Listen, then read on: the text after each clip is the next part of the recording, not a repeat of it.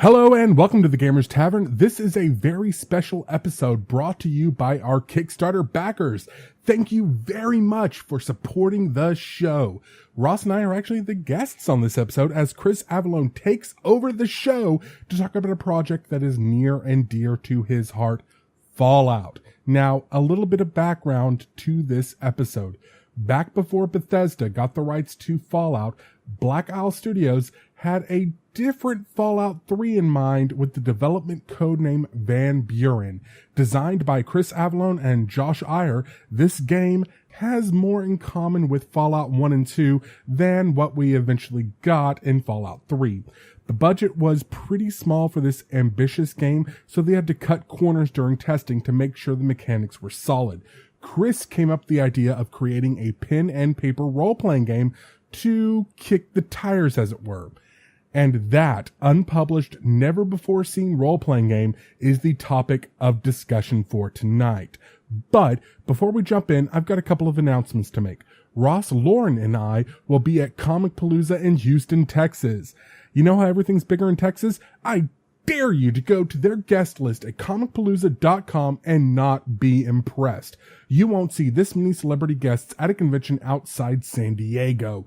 And that's just the media guests. We've been praising the gaming track at this convention before, but it's even more amazing this year. If you're in Texas and you don't make it out to Comicpalooza from May 22nd to the 25th, you're going to regret it. We're also having a Gamers Tavern panel on Monday where we're recording an episode live at the convention in front of you, our fans. Join us and whatever special guests we can round up and be part of the show. Oh, no. I'm not done yet. We have two contests going on in the month of May. One I'm going to talk about right now, and the other one is going to come up at the end of the episode. The first is for Ross's new project, Warhammer 40k Regicide. If you've seen the trailers for this game, you already know what you're in for. If you haven't, it's chess meets Warhammer. If that doesn't sound amazing to you, I don't think you've thought that combination through completely. You get to chainsaw and shoot grenades at the... Oh, God, I've seen this game in action. It's amazing. We have beta keys to give out for the next 2 weeks. How do you get one? We're giving them out by May 15th. We're giving one key out to someone who follows us on Twitter at Gamers Tavern PC, as in podcast. One to someone who likes our Facebook page at facebook.com/Gamers Tavern, and one who has reviewed our podcast on iTunes. That is 3 ways for you to enter and 3 chances to win a beta key to one of the best strategy games I have seen so far this year. And as far as our second contest goes, oh shit, let me tell you, if you're a Fallout fan, this is a once in a lifetime opportunity to grab something that no other Fallout fan has or has probably even seen. So stay tuned until the end of the episode where Chris explains what the prize is and I tell you how to enter. Until then, grab a drink from the bar and take a seat at the table in the corner, and we'll be right back after this word from our sponsor, Easy Roller Dice. Do you like dice? Of course you do. Do you need more dice? What gamer doesn't need more dice? Do you want to get the best value out there for your dice? Well, you're a Gamers Tavern listener, so you know to go to easyrollerdice.com. They've got any dice you might need in any color you could want, and some absolutely gorgeous dice bags to hold them all in. Poor Game Master, always stuck providing for the players who never seem to want to buy anything for themselves. Well, you can get over 100 dice in complete sets, not just randomly hobbled together from discards, for under $24, and make sure your table is well supplied. And we've got a special offer for you. Get 10% off their already amazing prices by entering the code GAMER, that's GAMER, at checkout when you go to easyrollerdice.com. We'll see you there. The Gamers Tavern podcast is sponsored by Pinnacle Entertainment Group's Savage Worlds game, featuring Deadlands, 50 Fathoms, East Texas University, Weird Wars, and dozens of fantastic licensees. Savage Worlds is fast, furious, and fun.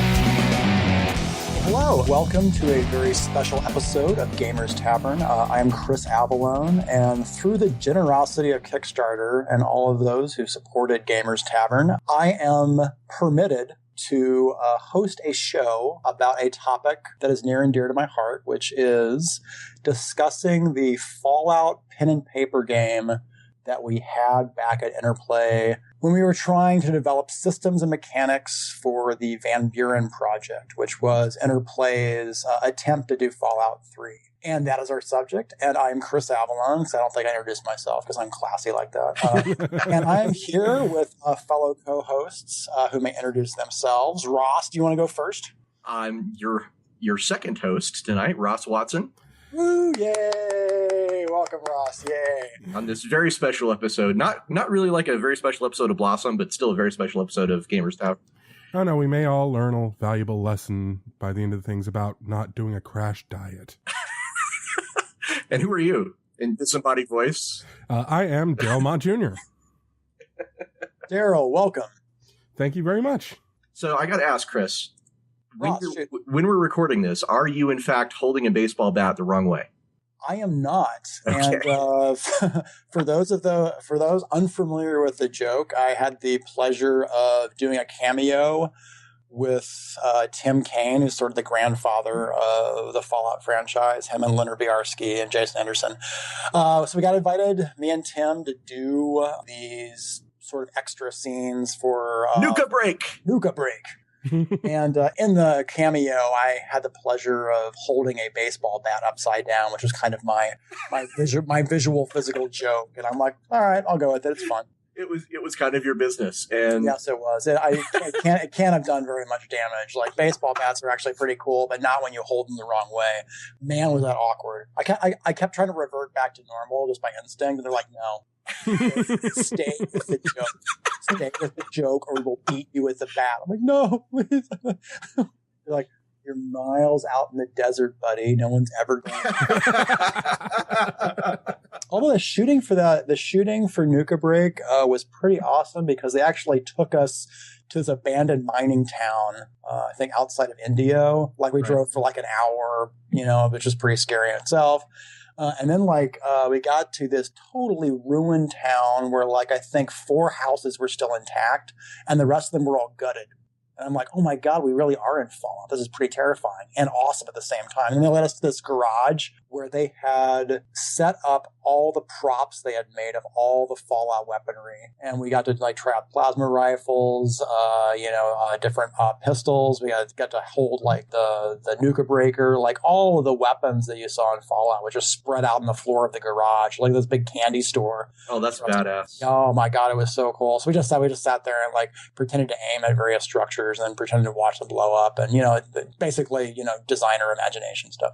Well, anybody who's listening to the show tonight is probably a fan of Fallout, so I would definitely point them at Nuka Break if you're a fan of Fallout, because it's pretty goddamn awesome. Yeah, you can find the episodes online, and the company is Wayside Creations, and I'm actually working with them on the Legend of Grimrock movie, which is pretty cool as well. I think it's about time the Legend of Grimrock gets even bigger and better, and doing a movie is pretty cool.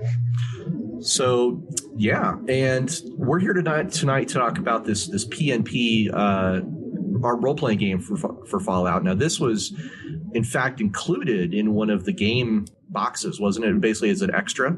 That I'm not sure about. Actually, the pen and paper rules that we used to sort of test the mechanics for Van Buren, those were all house rules. Oh, okay. Developed. So we're like, okay, here's all the perks we want. Here's all the critical charts that we have.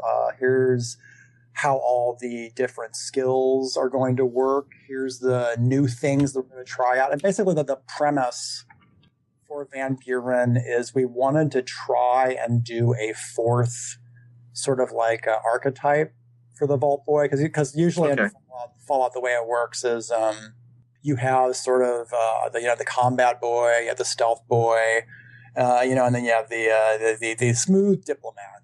So what we wanted to do for Van Buren was see if we could expand the science skill a bit more with biology and chemistry and electronics and computer programming.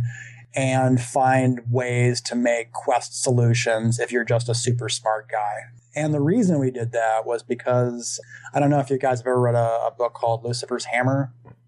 I have heard of it. It's a pretty famous sci-fi book, if I'm not mistaken. Yeah, in that book, one of the primary characters is able to just basically use science to great effect to help everybody else achieve various objectives. And after reading that, I was like, wow, you could probably apply that to Fallout, if we just had the right hooks in place.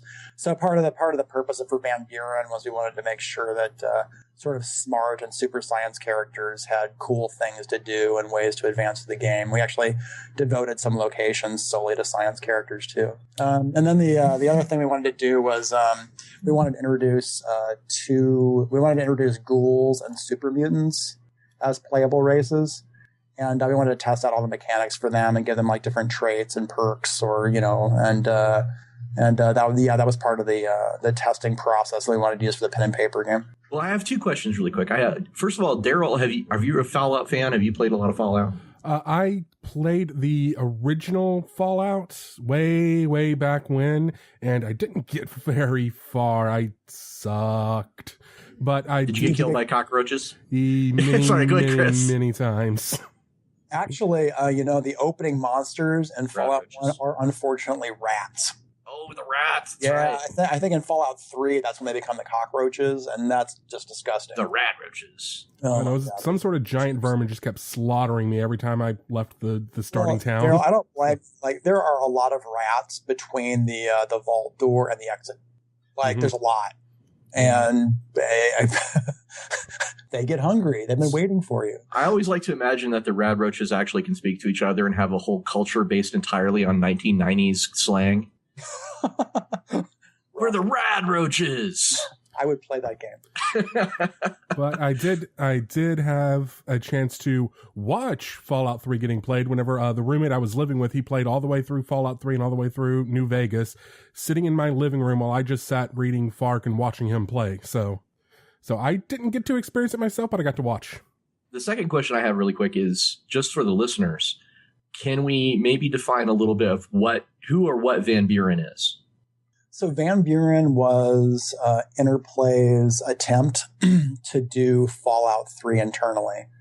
And Van Buren was sort of the code name for it. So, in case anyone sees any design documents accidentally, they don't immediately jump to, oh my God, it's Fallout. But, it's basically the font and the fact that the Vault Boy was all over those documents. I really don't think it would have been much of a secret. Anyway, so Van Buren. So that was the code name for it. It was leveraged off of an engine, which is basically the code base for a game that we were developing internally at Black Isle. And we were originally using it for Baldur's Gate 3. Woohoo. And which would have been great. So we spent quite a while working on Baldur's Gate 3. But then there was... Now, this was called the Black Hound, right? That's Baldur's Gate 3. Yes. Black Hound. And... So to this day, I'm going to put this in quotes because I don't really I was not privy to exactly what happened. But as it was communicated to me, there was an accounting error, Ooh, and which may have meant money didn't go where it was supposed to, and then we lost the rights to Dungeons and Dragons, which meant that we couldn't do Baldur's Gate 3 anymore. So we watched all this work just get flushed down the toilet. And that was pretty rough. I mean, we had some great character concepts, some really cool locations. The engine was coming along. We had the editor up and going for setting up dial. It was a bunch of stuff there. So that was pretty depressing. The only positive of it was that all those people then got the chance to transfer over to immediately start working on a Fallout 3 game, which we've been doing, but basically just me for the past 3 years. Before the end of Baldur's Gate, to bring it full circle to pen and paper game. One of the reasons that I started running the pen and paper games for Fallout was because, there was no staff. It was just me. How would you test out the mechanics? How would you test the area layouts? The different skill sets that you want, the turn-based combat rules, is there any way to do that? And then it occurred to me, well, the game's turn-based. So it's basically just running a pen and paper session. So I asked for volunteers around the studio, which was another plus because when you have the actual developers playing the game before they actually start working on the game, and then they adventure through the locations or they like test out the skills themselves, suddenly they become intimately familiar with the design mechanics and area layouts. So you don't have to explain as much once you actually hit production, sort of like when you hit the ground running. So that was a good thing. Now, Chris, I'm just curious. It sounds like to me that this is the kind of thing that could only really be done with a game that has such a strong narrative focus, like Fallout, like Baldur's Gate, because you guys have always sort of championed the idea that even in a video game, there's more than one way to advance. You know, you don't have to just kill everyone. You can talk your way out of it. You can sneak your way around it. And so it strikes me that this is an awesome way to sort of test out exactly what you said, to test out how the game, is going to progress. But it sounds like it could only really be done with a game that has a really strong story element to it. Possibly. I think that if it didn't have a strong story element to it, it basically would just be testing out a board game. Right. That's what I'm saying. But I mean, like with Fallout, definitely being able to do what I consider like a sort of standard tabletop role-playing game, like it was basically a perfect fit. And it was a perfect fit in a lot of ways. One thing that was really great about it was, true to Fallout tradition, of like the 12 players that we had, because we had two groups running at the same time, although they didn't realize they were in the same universe, which was fun. Was that each of those 12 people built a different character, and I had to figure out a way to sort of stretch my legs and go, okay, well, if this guy is a washed out boxer from New Reno and his sole sort of like ego signature character shtick is that he's just really good at, punching the hell out of people, how do I design encounters and situations so he's having a satisfying time, while at the same time making sure that the tribal sociopath doctor who has all the charisma and diplomacy but very little fighting skills is also having a good time. So setting up that balance for every single area and making sure that everyone was sort of having their egos, patted and hugged was a nice challenge. But I think it made for really a much richer area design. Now, a lot of Van Buren actually ended up in Fallout New Vegas, isn't that right? Actually, no. Really? What I would define as a small percentage of Van Buren made it into New Vegas. And I should probably clarify something. There were actually two iterations of Van Buren. The first one was the one that I was working on until I departed Interplay. And to be honest, the reason for that was after Baldur's Gate 3 was sort of unceremoniously flushed, I didn't have much faith that Interplay would actually carry through on doing a Fallout game. Although they ended up and that ended up being true, but not for the reasons I thought. They actually, the demo for the second iteration of Van Buren was looking pretty good. And I was gone at the time, but the way it was relayed to me was once the team had done that demo, Executive Row determined, well, it doesn't really have enough of a console focus. And, consoles are really, obviously a big part of the market. And so therefore, they shut the Fallout game down, which was pretty sad. So, but going back to the first iteration of Van Buren, there are a lot of hooks and references to things that occurred in that first iteration. So for example, there was that whole thing in New Vegas where the Nightkin troops, who are sort of like the stealth troopers of the Master's army, they wear those stealth boys that sort of provide that camouflage field around them. Right. And one of the rules in the pen and paper game was, hey, if you wanted to be a Nightkin character, you could. Oh. And so oddly enough, to my surprise, and this is again like a game master has to stretch his legs. So one of our players was like, well, I want to be a super mutant stealth guy. And I'm like, okay. And I'm like, that's not the first thing I would think of with super mutants, considering how huge they are. But, let's see how that all works out. And he role played that character great, But one of the hooks that we played around with was, hey, I thought it'd be kind of cool, like, if he had visions every once in a while or hallucinations, that would, take an aspect of the environment. And then I'm like, but what would cause that? The stealth boy. And then I'm like, oh, well, maybe the stealth boys over time cause your brain to start, it's getting scrambled. And I thought, hey, well, with super mutants have lived a long time. So, with the quality assurance tests with the stealth boys, they may not have realized the sort of mental degradation that would exist over time. His whole character arc was him fighting off all these symptoms that were occurring, and his choice as to whether he actually wanted to use the stealth technology. And of course, shit would go south pretty fast in every area. So it was really hard to not be able to use it. But it was an interesting thing to explore, and that was definitely used in the New Vegas game, obviously. One thing that I don't think was shown in New Vegas was we actually were going to hint at the fact that, hey, the super mutants are getting messed up and their brains are getting scrambled. But there was actually like a subdivision of the Brotherhood of Steel called the Circle of Steel, who was for like the internal affairs, very high orthodox, stick to the scriptures and that's it. They started using the stealth boy technology to start doing various things around the wasteland that they thought would advance, the real ideals of the Brotherhood. And they didn't realize what was going on with the stealth boys. So then they began to suffer mental degradation over time. So that started causing problems. Anyway, it was pretty rich for a lot of drama. So stealth characters, no matter what race you were, you would have plenty to do in Van Buren. It's pretty much guaranteed. Oh, that is incredibly badass. And it always struck me as kind of a real, as Fallout fans are, when you hear about a game that's mostly done, right? And Van Buren is everything I've heard was that it was almost complete when it got.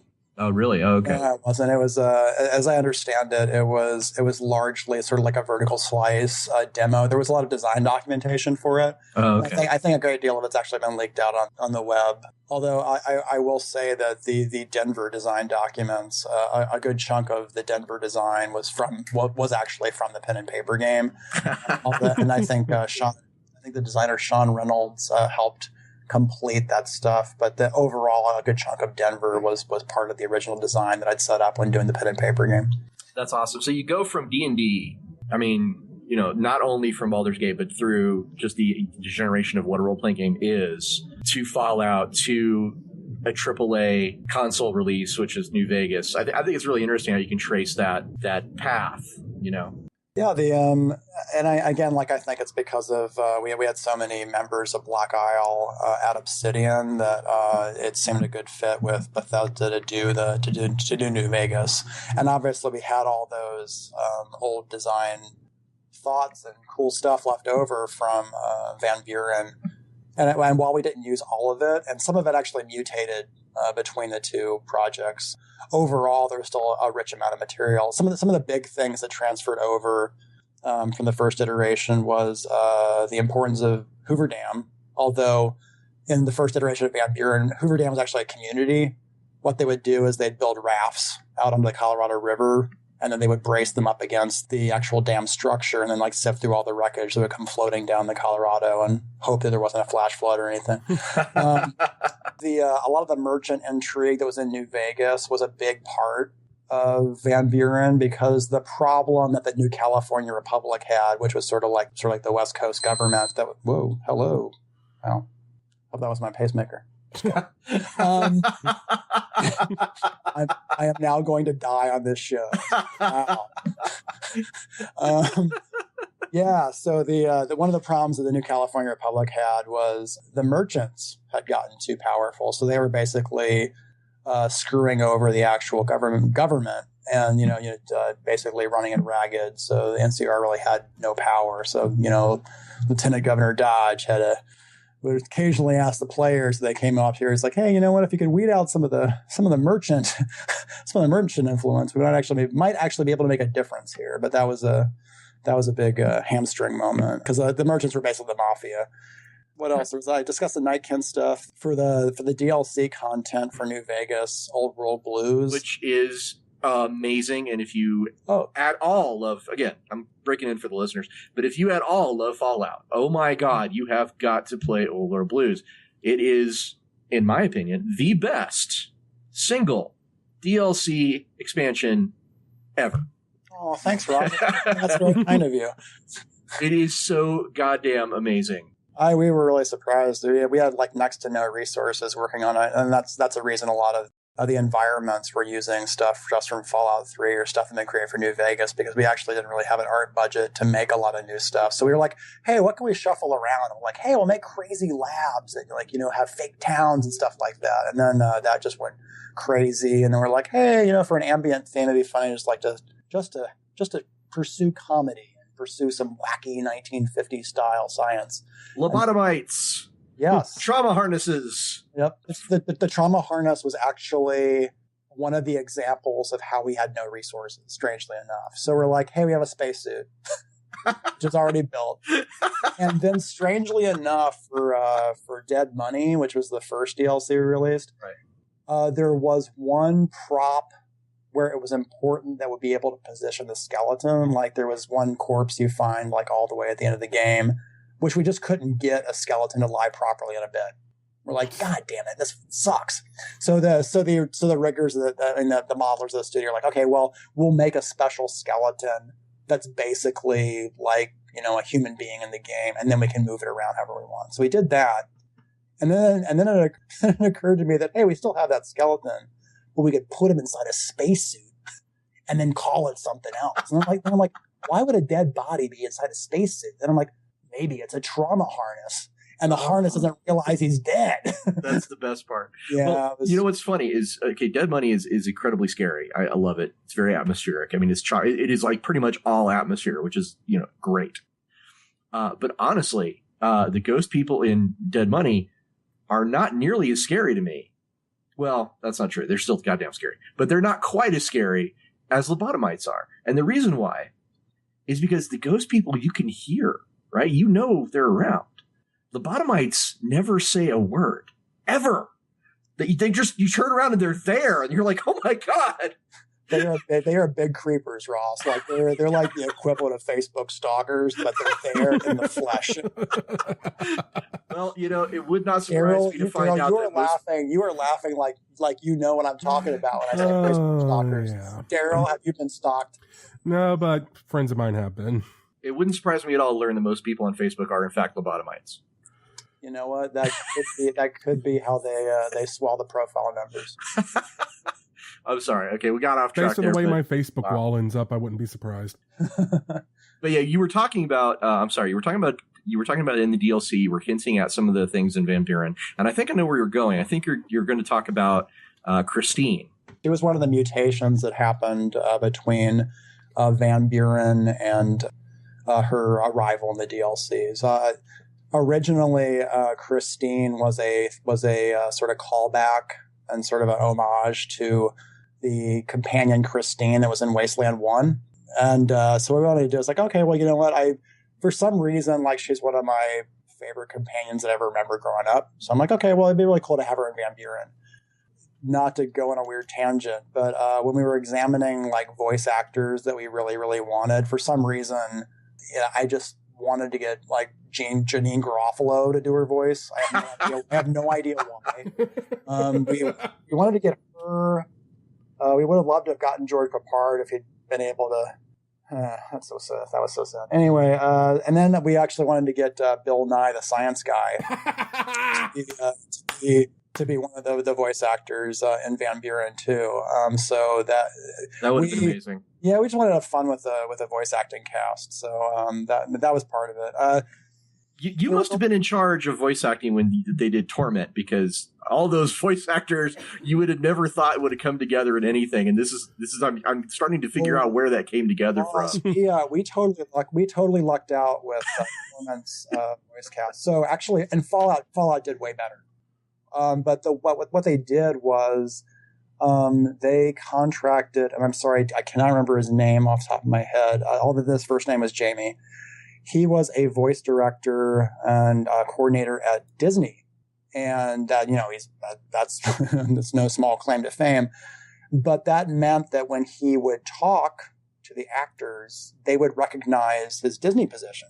And even though he was a contractor for us, they were more than happy to work with Jamie because Jamie was a steady stream of work that would possibly lead to, much bigger roles and, maybe involved with Disney projects, and nothing wrong with that. So when they brought in Sheena Easton and, I know Jennifer Hale, she's got quite a wide range of voices she does.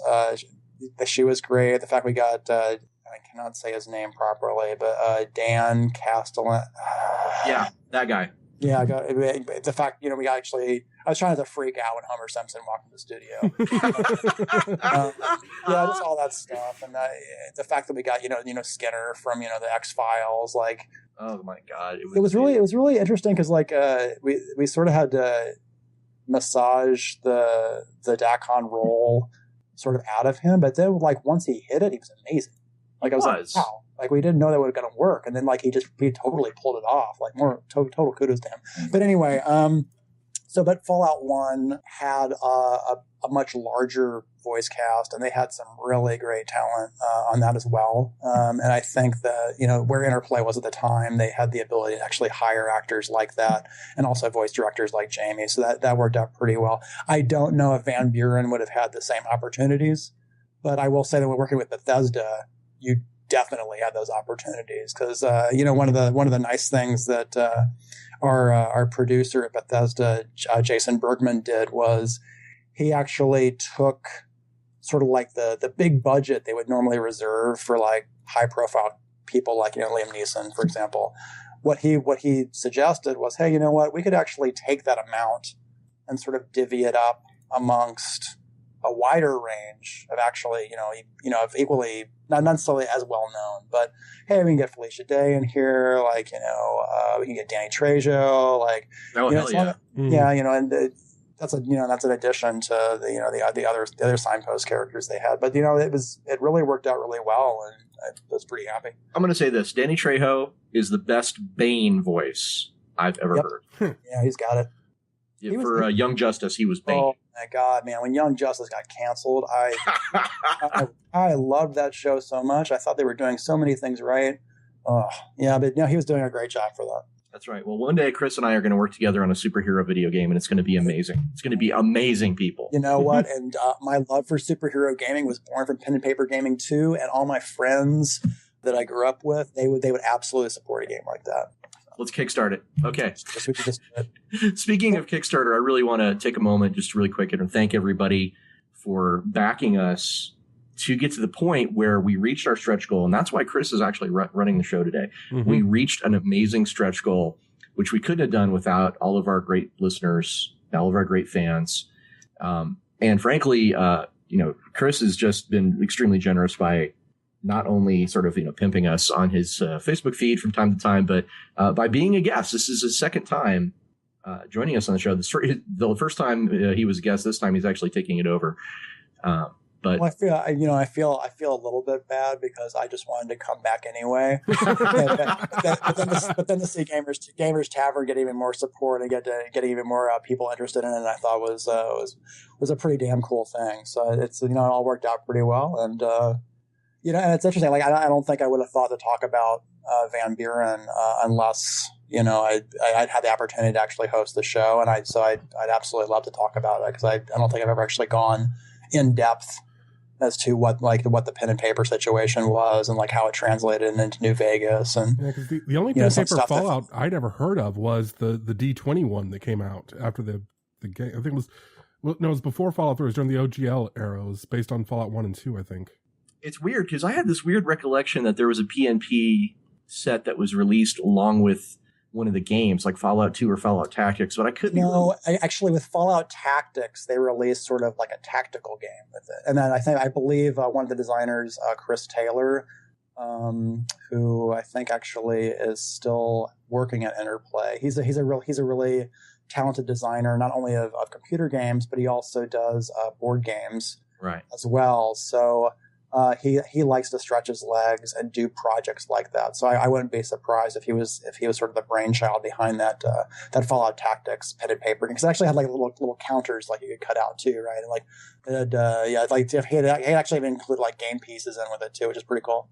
Now, there's a lot of people out there who kind of badmouth Fallout Tactics. I am a huge fan of Fallout Tactics. I love that game so much. The best part about Fallout Tactics, well, there's several really good parts about Fallout Tactics, but two of the best, if I had to pick two things, R. Lee Ermey as General Barnaky. Oh, God. Yes. I could not think of a better guy to be a Brotherhood of Steel general.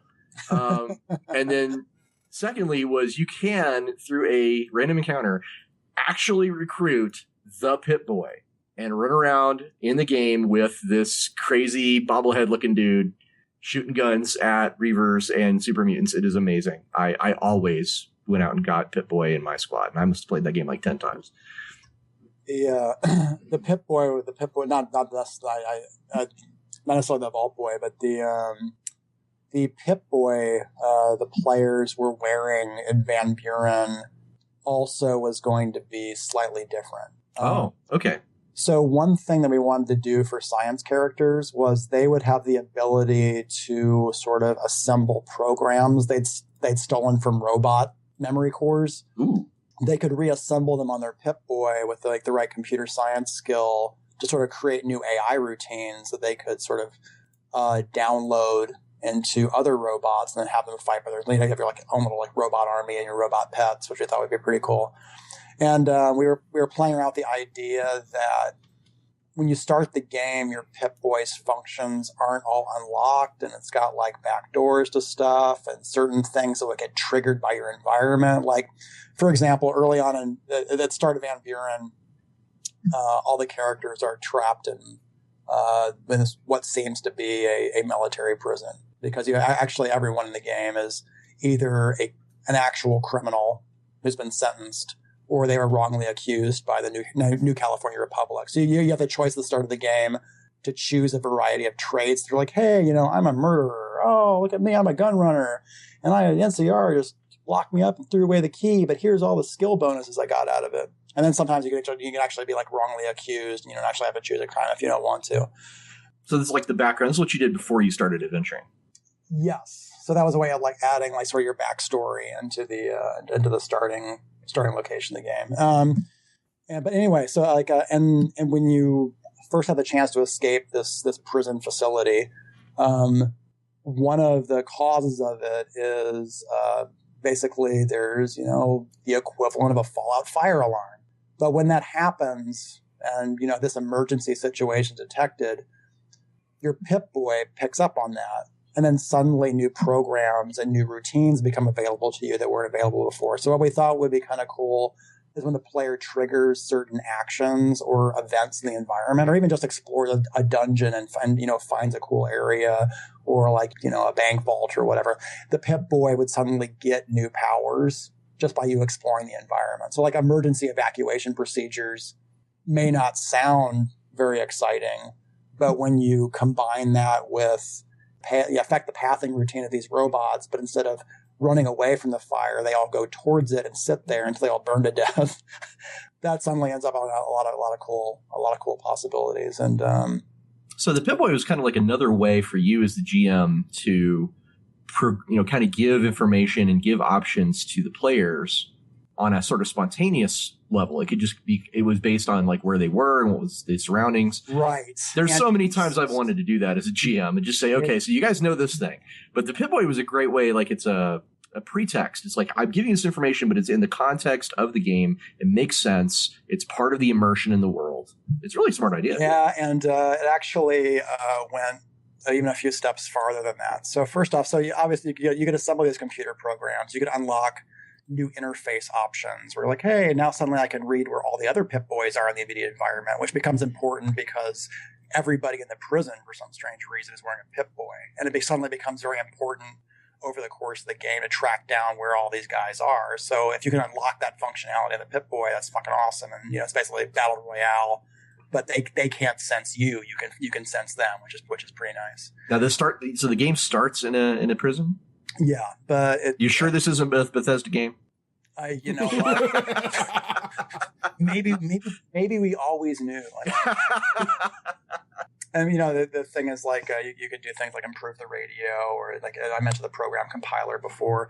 One thing though was one of the main antagonists in the game actually sort of had the equivalent of the main operating system for the Pip-Boys installed on his Pip-Boy. So he had like the master control. So what he could do was he could blind you to his presence. He could do things like mess around with your interface.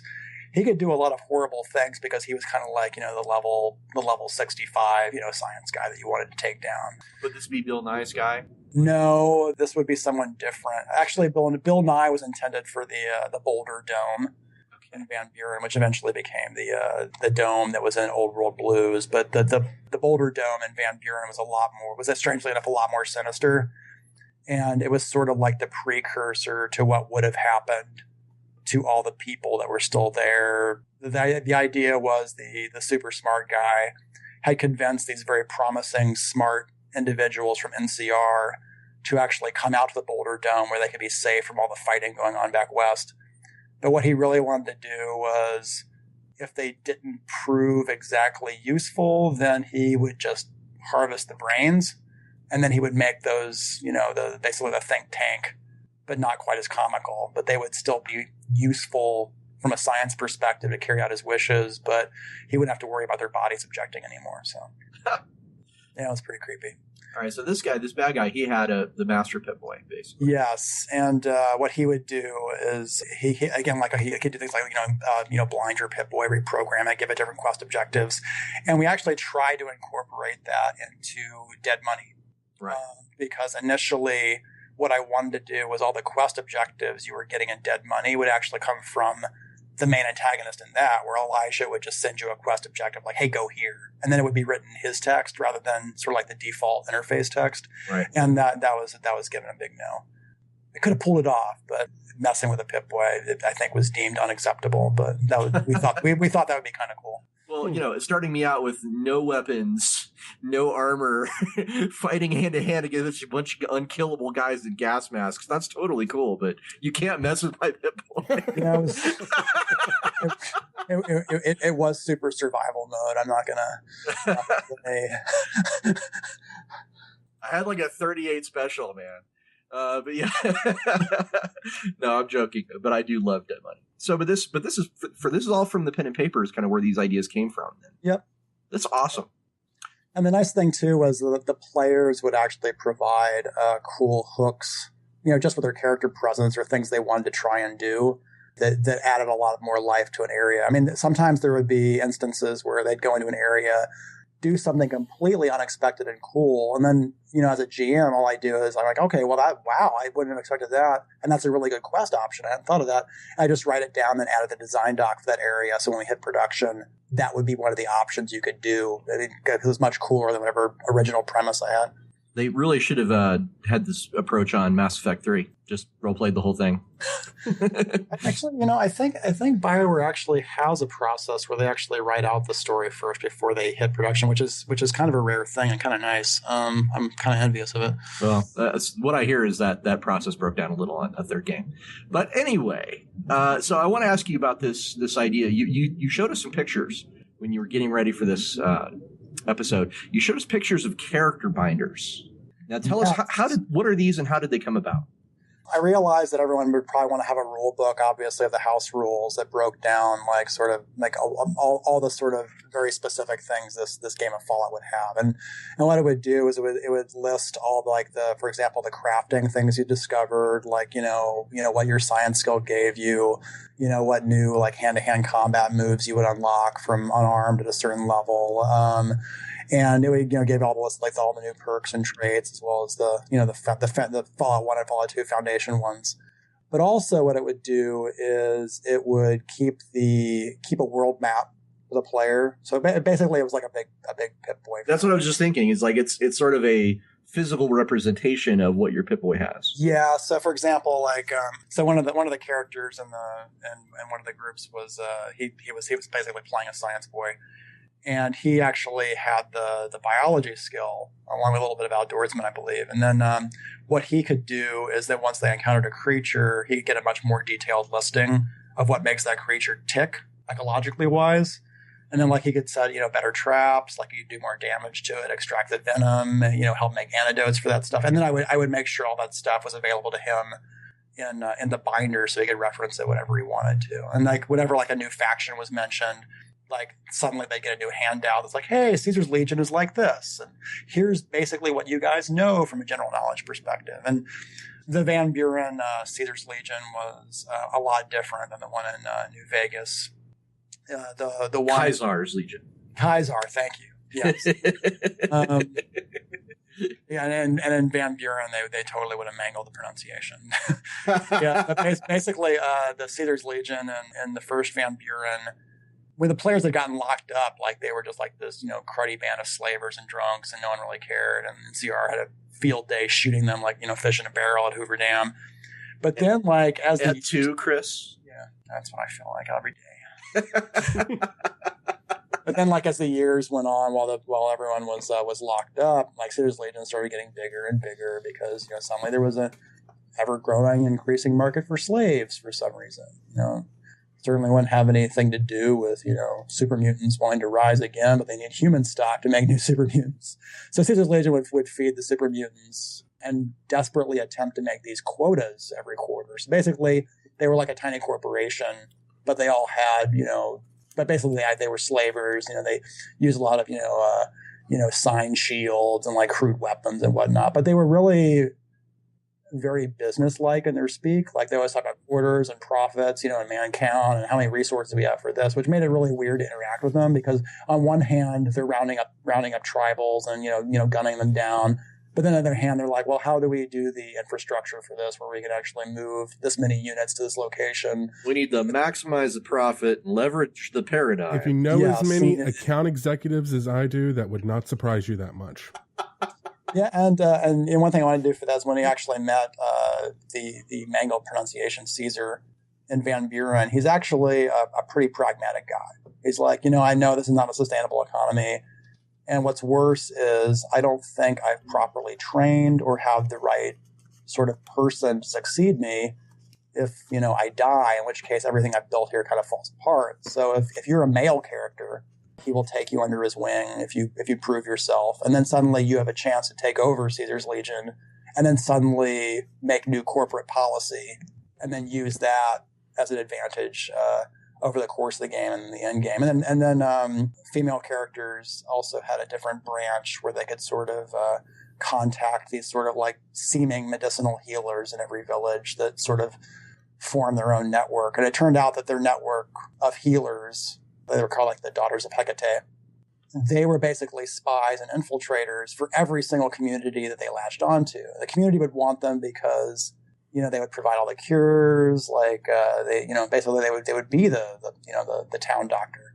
But at the price of, they would spy on everything, they manipulate local politics, they try and provoke certain tribes to attack each other that seemed like they weren't, tribes anyone would want around.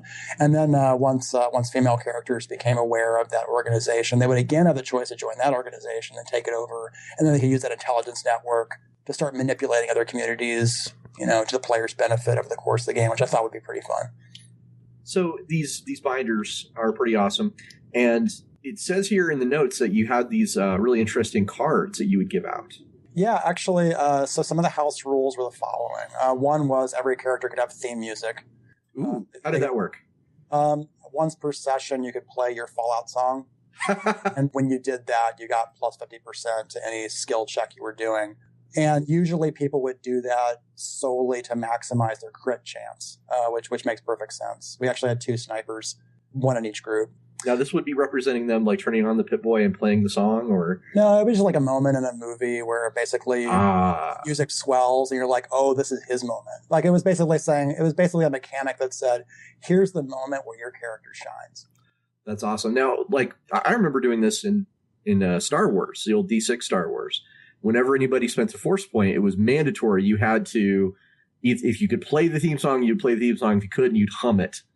So you would just go da na na na na na na, and then you'd roll the dice. It really gets you in the spirit too. I thought it would be kind of cool for the computer game, as if there was a certain location on your hard drive where you could put like your song on there. Ooh. And if we could find some way of incorporating that into Van Buren, we're like, hey, you know what? I want the ink spots to play whenever I want to have my moment, and when I activate it, that's the song that comes on. Oh my God, that's amazing! Why hasn't anybody thought of this already? I mean, if you could. Imagine you're playing like, Grand Theft Auto or something, and you have a specific song that plays when you manage to evade the police or something like that. Yeah, yeah, I think it could work out pretty well. And again, the more you can customize it for you, I think, obviously the better. So it seemed like a fun thing to try. It's got to be a nightmare of licensing, though. Well, we figured like if it was a local player's choice and we didn't actually have it on the disc, like if they yanked a song down from somewhere, like that would be fine.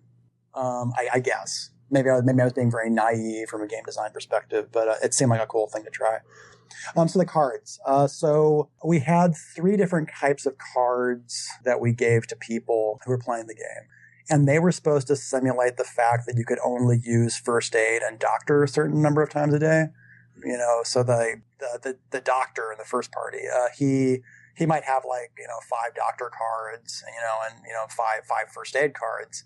And then when he would heal people, he would just cash in a card and I would take it. And then whenever he would sleep, or they would rest, I would be able to give it back to him and go, okay, your cards are all recharged and you can use them again. It's just a way of keeping track of how many times you can use the skill. Also, we had these things called hit points, which we wouldn't have used in the computer game. But it was a way of saying, hey, the more you're actively trying to participate in the session, or the more you're trying to role play, or if you have just a really cool idea, just by exploring the environment, the more you participate, here you go, here's a pip point, and you can spend those later on if you want to be more assured of your success with something. And that was just a way of trying to encourage people to get to do more role playing and get more involved in the game. And there's a system called Savage Worlds right now that has a thing called bennies in it that work very, very similar. Yeah, actually, I did pen and paper writing for Savage Worlds. I worked with Ross. I worked with you. Oh my God, you're damn right you did.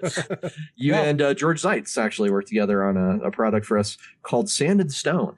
Yeah, it's the campaign source book for that. So for anyone not familiar, Accursed is a fantastic setting for Savage Worlds, where you get to play a wide range of accursed characters that take on archetypes of monsters that you may have seen from literature to movies. You can be shades, you can be vampires, you can be the golem. This is all this great range of stuff. And I guess mongrels were always my favorite because they were always the spliced together animal parts, and their overlord just seems so twisted. But yeah, no, it's definitely worth checking out. I had a blast working on that.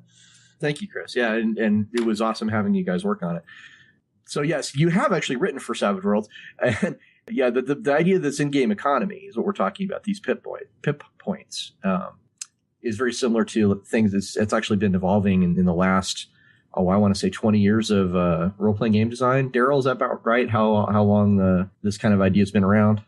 More or less. Maybe longer. There's been games that have done similar things, but nothing quite the way Savage Worlds was doing it in Deadlands. Well, all right. Yeah, I'm just generalizing, though. I think that this is... what I'm getting at is that Chris was kind of ahead of the curve when he was doing this for I think that's the first time anyone's ever said that.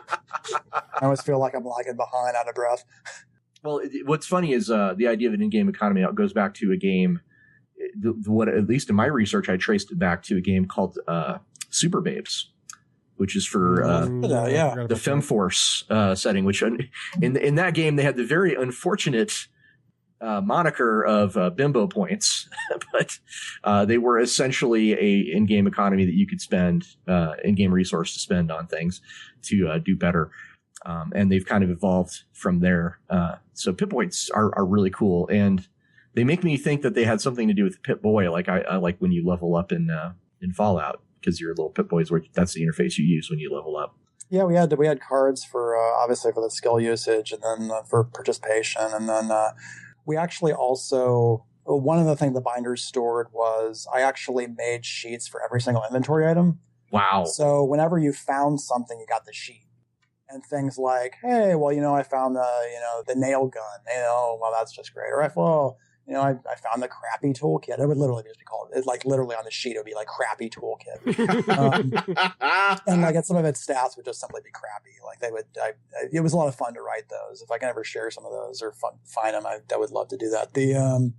But then like there would be those moments where like the first time you find the combat shotgun, like, and that was a moment. Ooh, yeah. It's like suddenly this new sheet appeared and they're like, combat shotgun.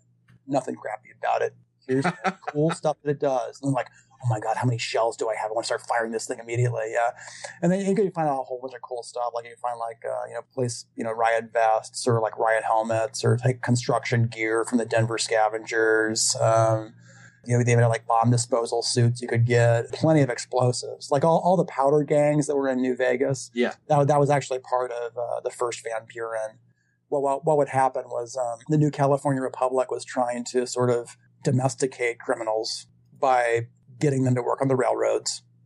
But then they foolishly made the mistake of giving them access to explosives and then not treating them very well. And then the powder gangs were born. And then that just caused a huge mess.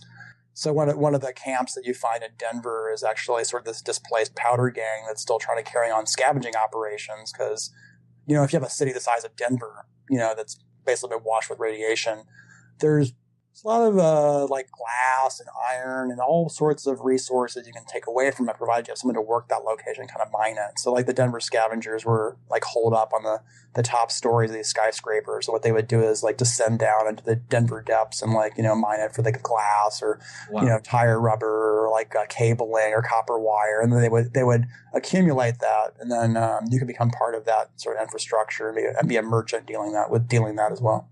Now, in this Van Buren pen and paper, if I'm playing and you're the GM, is there a way for me to do that kind of VATS called shot thing? Yeah, actually, because it was turn-based, everyone had access to the hit location charts for every creature. And I actually went through all the critical charts in Fallout 1 and Fallout 2, and I made sort of spreadsheets and binder entries for those, like even the Brahmin. And actually, interestingly enough, doing that, I found quite a number of bugs. I'm like, no wonder no one could hit that creature. Yeah, it was probably. I hate to admit it, but whoever was setting up the critical charts, there was some omissions. So yeah, what they would do is like, hey, if I want to shoot them in the groin or the eyes or whatever, that information would always be provided, and I would always make sure I had that on hand. Like, hey, okay, here's the rat scorpion encounter, or here's like the crazy Denver dogs, or like the robot dogs, like, and here's the crit charts and the locations that you can hit for each one. I always like that in Nuka Break when the character actually goes into VATS and starts taking call shots at some of the back. Yes, actually, so we actually weren't gonna have a VATS system in Van Buren because it was going to just use Fallout 1 and Fallout 2 like turn-based mechanics. I think VATS was Fallout 3's introduction to try and make that called shot and sort of like slow down and pace out the combat option. Although I have to confess, I'm not familiar with all the design reasons behind it, but that's what it felt like. And I certainly used VATS quite a bit. So in Van Buren, in the pen and paper and I guess in the planned game, what was going to be different about it from the Fallout 3 that we got from Bethesda? Let's say turn-based, be isometric. It would have an interesting mechanic where the theme of Van Buren was this principle called the prisoner's dilemma. Oh, yeah. Over the course of the game, it becomes pretty quickly apparent that there's a rival group of party members out there. Oh, I love this idea. Yeah, they're not bad people. They just quite likely have a different set of objectives than you do. And when you do things in one location, they're doing things in another location. And then that causes ripple effects. So actually, it's like two stages of reactivity that occur. And then over the course of the game, because like early on, the super science guy I mentioned before with the overriding Pip-Boy, he's a big proponent of the prisoner's dilemma. And his whole thought is, generally, like, if you can find the right people to cooperate with, the gains you can get are immeasurable. But somehow he's still kind of blind to the fact that maybe he should apply that to your party. Teaching him that principle could be one of the options of the game. But the whole idea was, I just thought it'd be really interesting to have a sense that the world is moving on around you, and then have it be due to a collection of individuals you understand very well, because everyone, has a, party they go around with and Fallout, usually. And so I just thought that'd be a cool dynamic. And so when we're doing the Van Buren pen and paper game, that's why I ran 2 different sessions, but then didn't clue them in on that they were both in the same world. That's interesting. So, for example, like one of the groups, stole a train, because stealing a train is fun. and they drove it right through this, Iron River's tribal camp, which Iron River is like a bunch of tribals that worship the railroads. And right when the tribals had just been attacked and conquered by Caesar's Legion. So they drive the train like right through there and kill a bunch of Caesar's Legion guys and then run. Because, that's brave, but, it made sense at the time. So what happened was the second group, who was much slower in escaping the prison and taking their time, they actually got to scout out like the Iron River's community. They saw the wrecked train. They saw the consequences. And then even better, because most of Caesar's Legion had gone off in search of the first party, they'd left the community undefended. So then the second party wiped those guys out, rescued all the tribals, got them on their side, and then made off, with all the loot from Caesar's Legion, and then took off in an entirely different direction. So, as you can understand, like, these slavers are hugely confused at this point, because like suddenly all these people, with vault suits are showing up, and they are wreaking all this havoc. And it seemed like there were just 6 of them, but now there's 12. And like, how many are there? And then over the course of the game, like, all the communities start realizing like that there's, well over 100 of these guys spreading out everywhere, which is bad, for various reasons. One of which is the reason you were in the prison in the first place is because you're all kind of carrying the new plague that was hitting the Fallout world like before all the nukes dropped. So the prison was actually trying to keep you guys all contained until it could find a cure. But then when you guys all start scattering, this incurable plague starts getting spread throughout the remaining population in the world. And so then you have to retrace all your steps going through each community. So each community that you would have hit, it takes a little while for the plague to start taking effect. But then like a few weeks later in the world, like people start dying, Brahmins start dying, and you're like, hey, that's kind of weird. I just went through that community. I wonder why that happened.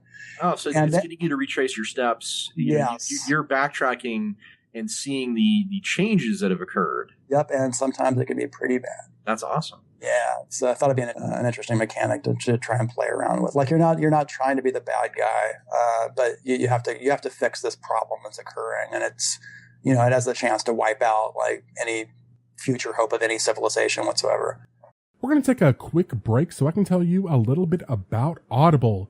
Did you know that they have over 150,000 audiobooks on their site? Did you know that they've had books we've talked about on the show before? The Dita Paxnarian, Lies of Locke Lamore, The Dresden Files of Song of Ice and Fire. You can join now with a risk-free trial and get any book of your choice for free. You don't like it? Cancel and pay nothing. But I'm sure you're going to love the free books and the additional discounts you'll get by signing up.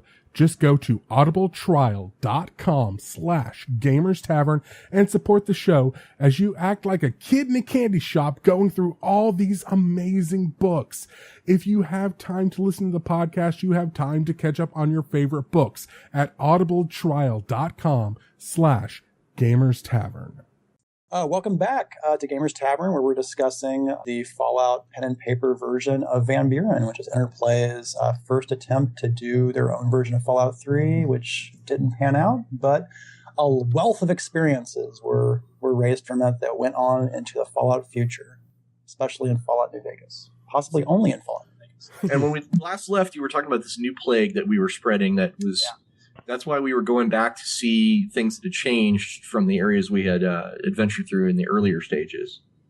Yeah, and then the question then becomes containment, cure if possible, and then how the hell do you try and contain this very shitty situation that's just developed? And there's plenty of other faction problems that aren't even spurred by this, like NCRs falling apart. The Brotherhood of Steel is, attacking them full force. And the whole fun of that situation was actually in Van Buren was because of the Enclave. So what no one realized is when at the end of Fallout 2, when you blow up the oil rig, big spoiler, I mean you blow up the bad guys, is that the Enclave still has pretty much missiles and a nuke in reserve. So what they do is they're like, oh well, the only person or group of individuals that could have blown up the oil rig would have had to have been the people in San Francisco. So what they do is they nuke the shit out of San Francisco.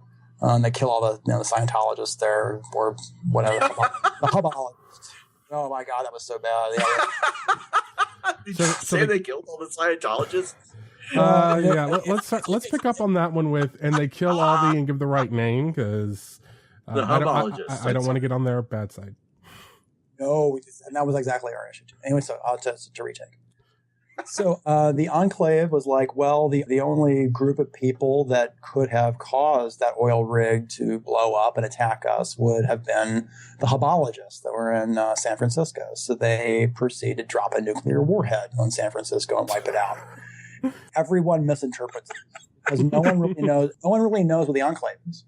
Like NCR doesn't. The Brotherhood of Steel doesn't really know.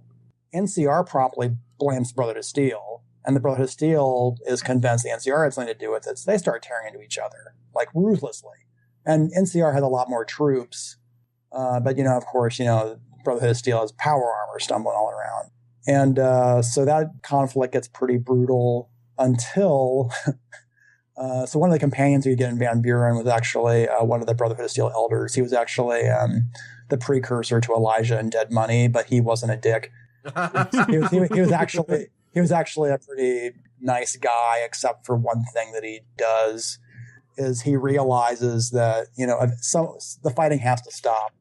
But the only way that he can think of to make it stop really is he shuts down all the access codes to the Brotherhood's power armor so they can't actually fire them up anymore. So suddenly they're without their armored suits and they still got weapons and things like that. But ultimately, suddenly things really tilt on NCR's side. And part of the arc in that game, the arc in Van Buren is, you can recruit this guy. And contrary to Brotherhood teachings, he actually only uses like really primitive weapons, but he's just really, really good at them. But he also has all the codes to power armor stored in his head, so he has the ability to sort of resurrect the Brotherhood of Steel to what they used to be. So I thought it'd be a cool arc to explore. That's really impressive, actually. I was actually thinking earlier about this guy you were talking about with the prisoner's dilemma. I can almost see in my head how that speech challenge would work out when you meet that guy, because I can already imagine him saying, well, yes, cooperating is the right way to go with all these other people. And then you're set before to say, what about cooperating with us? The guys who are actually changing the world. Yep. Maybe, just saying, you might want to cooperate with exactly. us. And you have your master in Fallout 1 experience, which was my hope. And the ultimate moment for any science boy or super intelligent character is when you build up this other guy in the game as being oh my god, like he's like the super scientist. And actually, there's even worse aspect to him in that he actually is similar to Mr. House in New Vegas in that he existed before the war. He just went into hibernation and then woke up and then found the world went to shit. Huh. And then he tries to make things work in the world for about 10 years, realizes humanity still fucks. So he's like, you know what? We just got to start all over again. But the speech challenges with that and using science to your advantage, all of those things would factor into sort of a combat dialogue battle with him. And one thing we try to do with the speech skill that we tried out in the pen and paper game is we would actually give characters with a high enough speech and charisma additional sheets for their binder that would give them an instant vibe for people they were talking to. And what I mean by that is it's sort of like would give a psychological reading of the person you're talking to. So, for example, one of the characters who was in the Boulder Dome, who was trying to run things, was kind of a control freak, and he's kind of a jerk. But he's only a jerk if you challenge him. If you rephrase your questions and you turn it around so like you're asking him for advice or you're deferring to his authority, even though you're still like going after the same thing as the guy who might be challenging him, he'll suddenly agree with you. He's like, oh, well, as long as my authority's not being challenged, I'm not going to be an obstacle to you anymore. And we had like little intel sheets for just about all the characters you met in terms of, hey, here's the things they respond positively to, and here's the things they respond negatively to. And that's a really cool idea for even just like a regular tabletop game. If you're a GM. It seemed like a way to make the speech a little bit more valuable, and then it made like every character you met kind of a puzzle, which was kind of nice. Yeah, so that was a lot of fun to do. It sort of harkened back to Fallout 2 when you were talking to Lynette in Vault City, and as long as you always addressed her by her proper title and used the proper manners versus the more casual or slangy approach, you actually built more reputation with her in the conversation until she gives you more authority and like better access to resources, and promotes you to captain the guard, and like stuff that wouldn't normally happen with someone just not aware of the social niceties that you should do. So having speech characters shine like that was kind of an important thing to me. No, it's giving me ideas now for my Birthright game where I have some people with some pretty high diplomacy skills, and maybe I should kind of take a page out of this binder, if you will, and maybe use it in my game. That's kind of neat. What do you think, Daryl? Yeah, that's definitely something you could pull into almost any game that has any sort of social interaction as kind of a core part of the campaign. I'm sorry, I'm kind of distracted going through the possibilities in my head for the D&D game. So yeah, so you were just giving them an extra page that would kind of give them a breakdown of what makes this person tick, and they could use that or not at their right. And then the trick of it would be that it would depend on your level of speech skill. So you might only get part of the picture, which could potentially be bad, but still you would have more information than you would like someone just running off the street, or like the ghoul mechanic we had often did, because he had no speech skills whatsoever, and plus he was a ghoul, which was even worse. So in this game, you could play ghouls. Oh yeah, ghouls, super mutant. We had the first party had one super mutant, one ghoul, and the rest were humans. Awesome. And this was something was this something just for the pen and paper, or were you going to carry that over to the game too? Oh yeah, it was.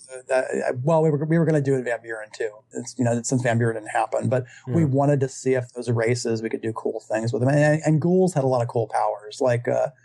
Well, obviously they could survive in radiation zones. Live really long time. And then they had really good pain thresholds. They were, usually natural mechanics.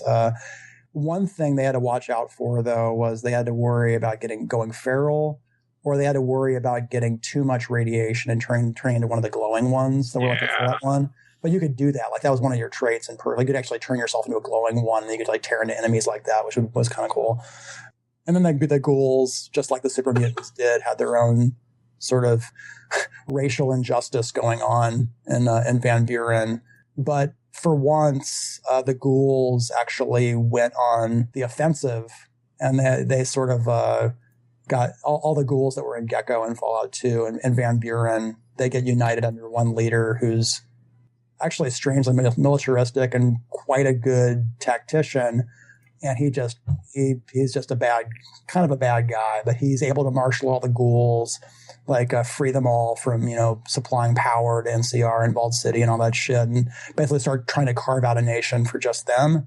That was kind of the arc for him. And the super mutants have to worry about, being thrown on the reservation and slowly watching their kind die out if they can't find any more humans or any more of the FEV to actually restock. And I thought super mutants, they pretty much have the shittiest role in Fallout, because they're pretty much doomed to die. It's just a matter of watching the years go by, and your generation is going to die out.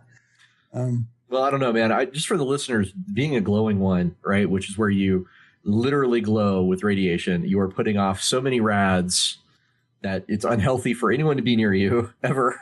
I mean, if I transformed into the party, I can already imagine the conversation. So yeah, we think you're great. We really enjoyed, having you in our party, but it's time for us to part ways. We need you to either put on this lead suit and live in that forever, or see you later. Have a nice life. Have a nice half-life, I guess. Well, the second party actually had a ghoul that was the equivalent of sort of the Toxic Avenger. Like he was basically, he was actually like a walking toxin spitter. He was like a huge waste pool. And what he would do is, like, if enemies did get too close to him, they would start decaying, or if he slashed them, or if they cut open him with wounds, like his perks and his skill set were such that he could ingest poisons, which wouldn't affect him. But then when anyone else tried to attack him, and then suddenly wounds start spurting everywhere, or like, chemical gases start erupting from mustard gas blisters on his skin. Like fighting that guy, not a lot of fun for the enemies. And you know what? Animals don't like him either, and they'll run. So like there's certain ways to turn pretty horrible things into like cool character advantages. And he was kind of a cool character to try and find new ways to make him shine. But he was a pretty good combat character. I was pretty impressed. Trying to think of like stopping for a meal, be like, no, you got to go way over there, dude. You got to go way over there. It was an interesting take on a character I had expected. Like ghouls and super mutants could get like a variety of like different traits and perks. Like they grow claws. They could again, like the toxic sponge I just mentioned. Also, you could even have a bonsai tree growing out of your head, which would Harold. Yes, so you could become like Harold, and like you could get like a little fruit, okay, like once a week. Yeah, it's totally cosmetic, but you'd always have your fruit. Now, there are a couple of perks here you have listed that were originally just for some NPCs. Yes, yeah. What I try to do was some of the NPCs to complement their personality would actually have perks and abilities the player would, and so but they would be things like that were just fun for me to play around with. And like, if I thought that if they worked out really well in the NPC, then I would graduate them over to the PC side. But maybe things like, there was a character in the game who was like the mother hen of the community, and that gave her certain bonuses when she was like dealing with social interactions or getting resources or bartering for stuff. And she also had the car fetish trait. What? Yeah, actually, we had one vehicle in Van Buren, which helped like make circuits between towns. It wasn't actually a weapon you could use or like do free range driving. It was more like the car in Fallout 2 where it could just jump you to locations. But you had to repair it, get it out of the Boulder Dome, which was not an easy thing to do. Then it could become sort of like your cargo for getting stuff back and forth. But mostly it was actually going to be the trains that could get stuff moving back and forth across the environment as you explored it. When I mentioned the Iron River Tribals before, because they worshipped the trains, they knew where all the tracks were, and then once you could train them to take care of the trains and clear away the track, then suddenly you could actually start rebuilding the network. And because they thought it was like their tribal religion to do this, you had a lot of really eager workers that are doing it just because they love it, and that's pretty easy on the player. But it's all a matter of if you get them on your side, in which case you suddenly realize that suddenly all these new infrastructure opportunities become available. So, by the way, now where does the car fetish come in? I was about to say I saw this in the notes where it said car fetish, but I was leaning way back in my chair whenever I was reading down that far, and I read cat fetish, and I'm like, what? I would not be surprised if that was one of them. Because outdoorsmen in Van Buren would allow you to train different levels of animals. Like you could domesticate Brahmin or domesticate like dogs or pig or like mole rats, depending on what your level was. And then like they could follow you around and help you fight. So that was kind of a nice thing. The car fetish. So what does car fetish do for you? I'm trying to remember what the fuck car fetish does. Well, I can tell you. I can tell you what the best perk is in Fallout, though. There's only one character I think that had that. She was in the Boulder Dome. Damn it! Fuck. Gerald, do you know what the best perk is to have in Fallout? Period. If I'd known that, the rats probably wouldn't have killed me so many times. Oh well, it is somewhat helpful, but it's mostly cosmetic. The best possible perk in Fallout is, of course, Bloody Mess. Oh, that's right. Makes those enemies explode like. Yep. Oh. It's like it takes Fallout from Mad Max and moves it all the way into Fist of the North Star territory. I was thinking of Kira. Where shit just blows the fuck up when you kill it. We actually made one perk that was just based on the companion Ian from Fallout 1. Right. We called it Friendly Foe. And the way it worked was you could never actually do friendly fire on anybody. Because like Ian in Fallout 1 would always grab a submachine gun and then spray bullets across the battlefield and usually do more damage to you than the enemy. And friendly fire was always a danger, like no matter what combat you were in. But if you chose this particular perk, then you never actually hit someone with friendly fire. I wish I could give that to Ian. Yes, you know what? And that's exactly why I made it.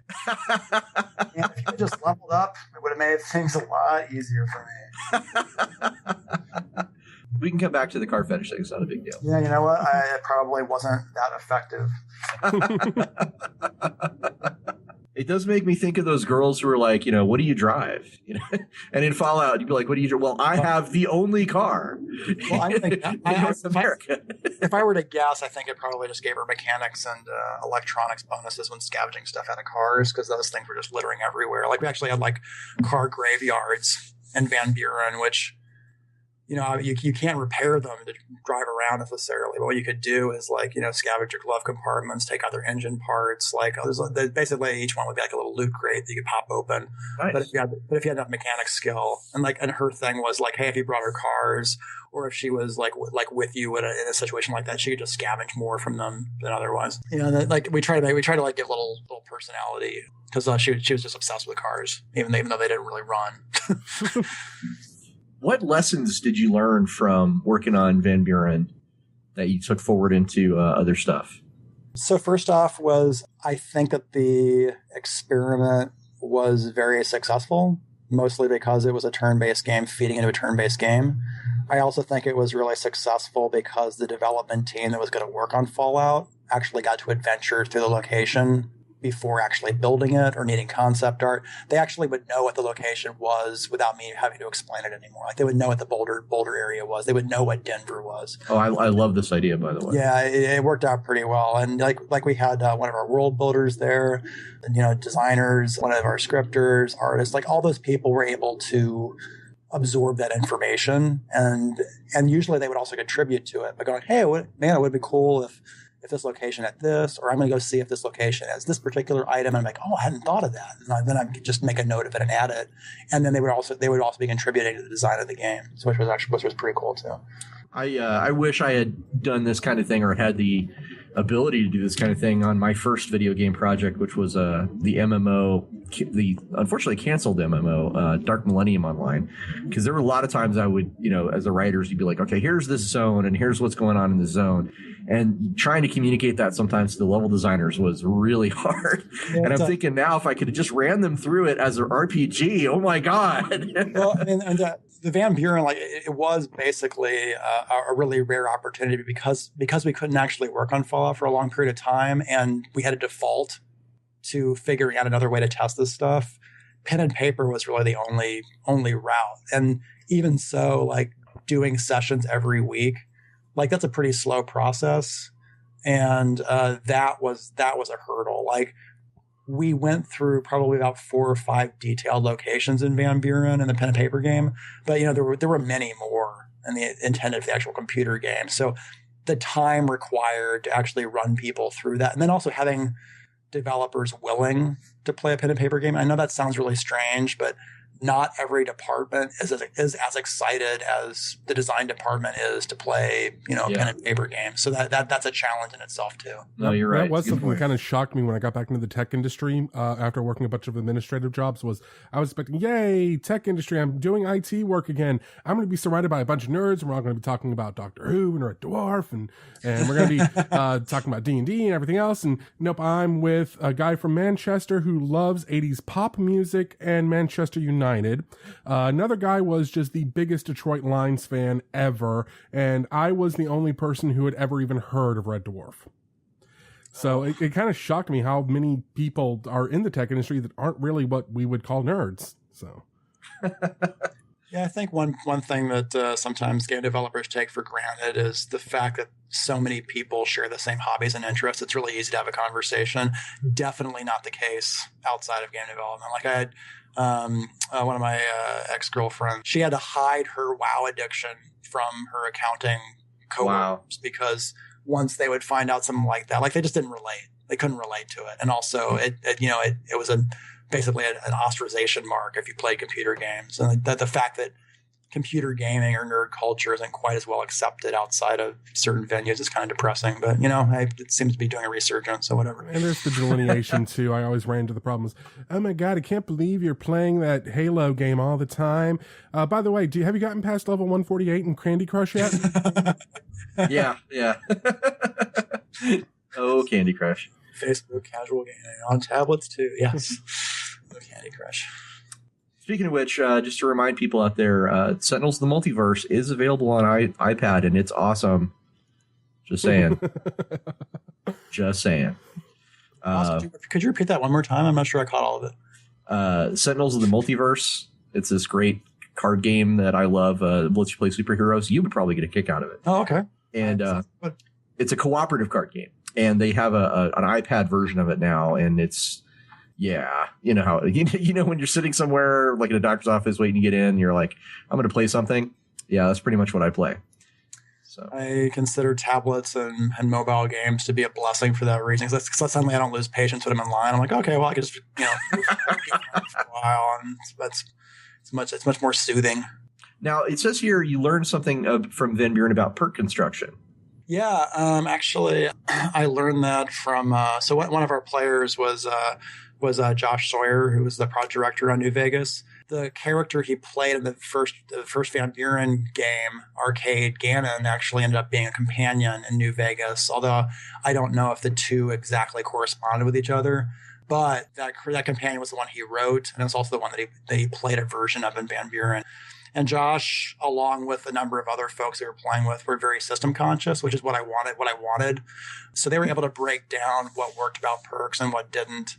One of the lessons that Josh relayed was it's kind of lazy perk design to simply take a perk that gives you more points in a skill. Like there needs to be some other twist to it rather than just, increasing a percentage for one particular attribute that you just simply do through normal play. Like try and make some other aspect to it that makes getting the perk worthwhile. And I thought that was a fair assumption.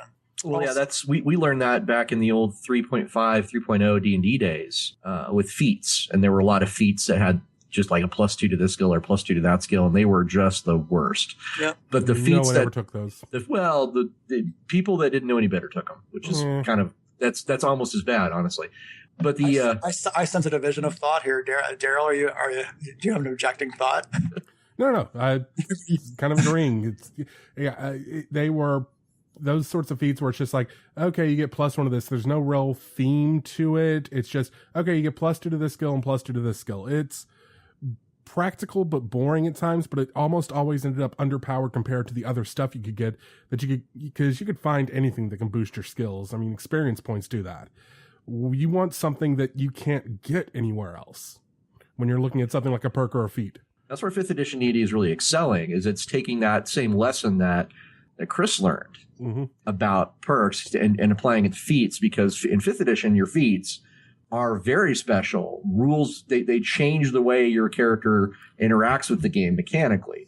And I think that is such a major improvement. So I think it's interesting that a lot of the stuff that Chris is talking about, like the lessons he learned and the things that he went through, actually have a real world, this is also a parallel in our own industry. I would agree with that. And yeah, I really appreciated all the systematic input. And then the guys were always really good about helping with game balance too. Usually they would exploit whatever it was for a session or two. And they're like, Chris, so the unarmed skill has to drop the following actions because they're just too much. I'm like, okay, well that makes sense. And then we would out a new system for it, and it all worked fine. So or at least up to unarmed 75%. God knows how bad it would have been farther. But so some of these lessons could have been taken into Arcanum, for example. Possibly. We still need to bring you on to talk about Arcanum. I still have to do the Let's Play. I'll be honest, I've finished up the Avatar backer awards for Eternity, and then there's work on the novella, and then there's anything that I can do to help out with content, although the text is kind of locked down now, so there's not too much I can help out with that area. The Let's Play, I'm definitely going to get back to. It's just a matter of, after I'm done making the core product better, because that has to be the most important thing. Oh, absolutely. No question. I'd be happy to talk about it, and hopefully I can actually play it in a more relaxed set of circumstances than I did previously. I don't know. It's kind of weird doing it at work, and then you get all this equipment sort of attached to you, and you don't really feel like you're immersed anymore. You feel like you're being peered at by 1,000 people. Yes, you are our test guinea pig, our monkey, our game monkey. Play more, monkey. I will do what I can. Yeah, but that time factor for the pen and paper Van Buren, that was the biggest hurdle, because we actually tried doing pen and paper testing sessions for Neverwinter Nights 2 at Really? Obsidian. But we really could only manage about 3 sessions before people's time got evaporated, and it was just taking too long. And it was a worthwhile experiment, but again, you just got to have the time to do it. Chris, I'm glad you brought up Neverwinter Nights 2. Good. Because you should bring up Neverwinter Nights 2. I love that game, but I have to ask. Okay. What is up with that ending? It's like the Grumpy Cat ending. Yeah, it's, I freely admit that Neverwinter Nights 2 could have benefited from a much stronger ending. Okay, moving on. so here's the curse that I think some franchise games have, and this doesn't excuse the end result of that. There is so much legwork up front, and this happened on Planescape, it happened on Neverwinter 2.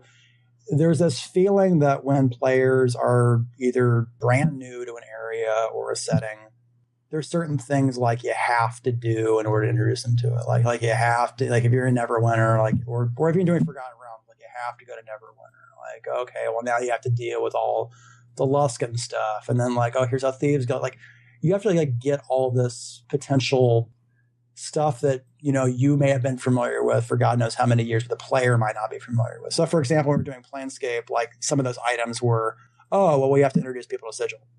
Oh, we have to do plane traveling. Like, regardless of like whatever other story you might want to tell, there's certain things you should probably do to introduce people to the setting, and then also because they're core to it. So I think Neverwinter 2 had that problem. We're like, oh, well, you have to go to the Sword Coast. I'm like, ugh, all right, whatever, Sword Coast. But then after we got all out of the way, then with the expansions, we could go elsewhere. I'm like, oh, thank God. And George Zeitz and Kevin Saunders, who are on the spiritual successor to Planescape Torment, Tides in Numenera. God, that's a lot to say. They did Math of the Betrayer, which is the first expansion pack. And George is like, well, here's kind of the story I want to tell. And I think it'd be a lot cooler if we went here and we interacted with these characters, and there's a spirit bear, and like, you got this red wizard, but she's got some issues, and she's bald, and I'm like, wow, this is kind of interesting. He's like, yeah, there's like this half angel, and like we gotta, we got some, Anyway, so like it was all this new stuff, and then also he had this really cool direction for not attacking, but questioning the theology of certain elements of the Forgotten Realms, like all the way in the afterlife, and that was just really well done. I'm like, wow, that's pretty cool. And it's just a breath of fresh air. But because we got Neverwinter Nights 2 sort of out of the way first, like you got all the classic dwarf and elf stuff out of the way, then you can start exploring more microcosms in that universe that might be a lot more interesting to sink your teeth into. So this can't help but remind me of like the kind of issue that we have with superhero movies, right? And they keep retelling that origin story because they feel like they have to, right? Like it's exhausting. And I think if one thing we can learn from that is like you don't really have to tell the origin story. Sometimes you can just jump right in. For God's like sake, Dread. We know he's bitten by a spider. Uncle Ben dies. Great power, great responsibility. Start the damn movie already. Well, Dread is a great comic book movie. It's my favorite comic book movie. Well, not second favorite, But Dread is not an origin story. It just puts you there. You're in Mega City 1. You're following Judge Dredd. He does stuff, and it's an awesome movie. It kind of is an origin story though, because they have that viewpoint character of the rookie. But it's the origin of her, not Dredd.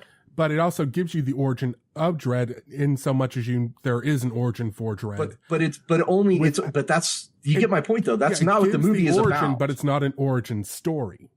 Yes. It contains the origin without being. Yeah, that's what I'm getting at. Yeah. And I wonder if you couldn't apply that to, some of these things that Chris is talking about design wise for like if we were going to do a superhero game. Is there a way to make it where you don't have to check off all those little check boxes before you get to the thing you want to do? I'm sure there's a way to do it. I will say, like, when it comes to superhero movies, one sort of quote unquote origin story that I thought worked really well was the Watchmen opening. Yes. That within a span of like, I get what I mean, maybe 2 or 3 minutes, you suddenly have an understanding of the whole world and how it got that way. Yes. And then that you understand the context for everything after that, and I thought it worked great. Like it just went from the highs to those horrible lows throughout. It was just Or the intro to the Ed Norton Hulk movie had a really good, effective. Here's 5 minutes of the origin. Now let's get to the actual movie. Yep. So yeah. Anyway, so getting back to Fallout, and also actually I should probably throw a conditional in there.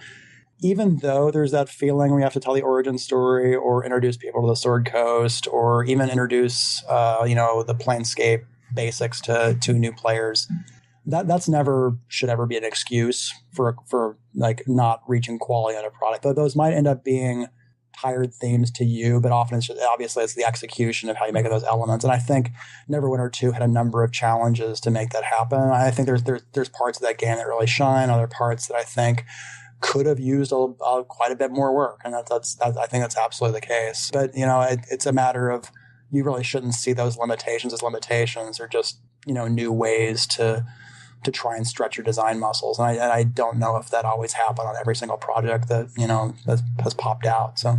Well, I always like to say, as what I've done in the gaming industry, I always like to say I aim for making a good game, not a perfect game, because aiming for perfection is just it's kind of self-defeating, really.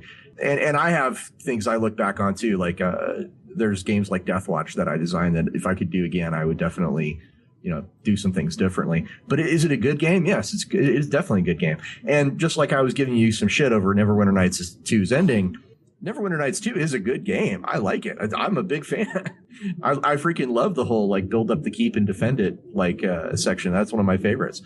Yeah, that was a lot of that was done with one of our lead area designers here, Constant Gaw. He had the drive and the energy to make that sequence happen. And I'll tell you, the moment I saw those siege towers coming towards the wall, I thought that was one of the coolest things that I'd seen up to date. I'm like, holy crap, this is actually a siege. It's awesome. I was having a blast with it. I was really impressed with his work. So yeah, so I think at the end of the day, you and I both being designers, we see a lot of the cracks and probably take them a little more harshly than most people who actually enjoy the product do. I would agree with that. And it's the same thing with any artist. I go back and listen to old podcast episodes. I'm like, oh my God, the editing on this is so horrible. But it is what it is. You can either make the perfect thing, or you can actually get it out there and publish and print or whatever. Yeah, I also think that Neverwinter Nights 2 and the Mask of the Betrayer, the obvious lesson there is, once you have the basic engine and the basic systems implemented, and a lot of the bugs are out, and you just focus on making content, and then you just start developing a little bit more design mechanics on top of that, and then you just keep doing that from project to project, you just end up with a much smoother experience. I think BioWare and Blizzard do this. BioWare has a fantastic methodology where literally they just take one system they developed for a game and they just keep iterating on it until 3 or 4 games later you don't recognize it anymore, but it's still based on the same principles that like Knights of the Republic, that whole talking head interface they had for that, that was basically all the Aurora toolset conversation tools, but now they just changed the cameras around, and then they just kept iterating on that, making the cinematics tools even better, until a few games later you don't recognize what it used to be, but it still has all the same design principles, but you've just polished the shit out of it. I hate to do this because this is a fascinating conversation, but we do need to bring it back to Fallout. That's very true. So a couple of quick things I want to ask you about is there's rumors. There's words in the wind of things like Fallout 4 and the fact that the name Van Buren has in fact been copyrighted by In Exile for 2014. That is correct. So can you tell us anything about what that means? So with the copywriting of both, I believe it's Meantime and Van Buren, that I actually don't have much information on. I did want to pick Brian Fargo's brain about it at some point when my work schedule gets a little bit lighter and some of the Numenera stuff is wrapped up. So I don't have any new information on that, but one thing I am kind of excited about is I feel like In Exile has done a pretty great job of setting up some core RPG franchises, and I think they're going to be able to keep leapfrogging those in the future, in which case, that's another RPG studio out there that's actually developing RPGs I want to play. So that's just a good thing for me.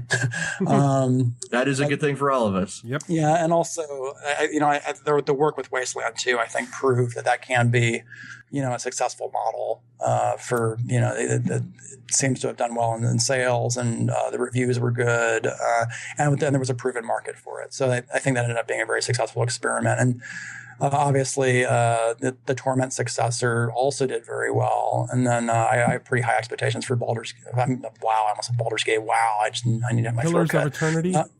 Is that the one? No, that's not. That's here at Obsidian. That should be.